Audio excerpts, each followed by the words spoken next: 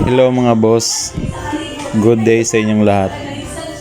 Ipapakita ko po yung ganitong klaseng doorknob yung pag-install. Kasi ito po yung latest ngayon ng doorknob. Pwede siyang i-touchscreen or fingerprint at pwede rin siya lagyan ng password. Ganito yung proseso niya sa pagkabit ng klaseng ganitong doorknob. May katagalan nga lang siya. Kasi malalim yung pagbutas sa gilid yung gaya nito. Ito yung pinto na kinabit namin. Ito yung butas niya. Ito yung pinakamatagal na side. Ito po kinakabit na po natin. Medyo ingatan lang po natin yung pagkabit sa gilid kasi yung pagbutas baka ho masobrahan ng pagbarina. Dahan-dahanin lang po. Medyo may kunting wirings din siya.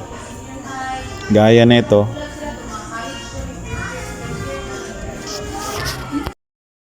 Yung ganitong klaseng doorknob ay nabibili naman sa hardware pero may kamahalan. Mas mura kung bibili ka sa mga online. Mas mura.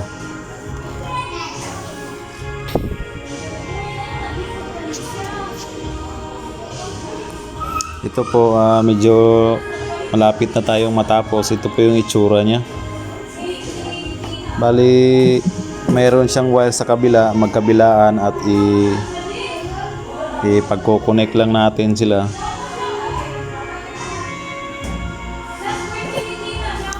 Ang ganitong klaseng doorknob ay kailangan niya ng 4 na baterya. Kailangan sigurado ka sa yung plastada niya bago mo siya ilagyan ng bolt. Kasi pag yung wire na ipit ay hindi po gagana yon. Dapat ho ay talagang iniingatan yung wire na hindi maiipit. Kailangan bago nyo po ilalak yung bolt, siguraduhin hindi na iipit yung wire nya. Bali ito po natapos na po natin siya. Bali meron po siyang 5 lock na nakalabas sa gilid. Bali 5 yung humahawak sa frame nya.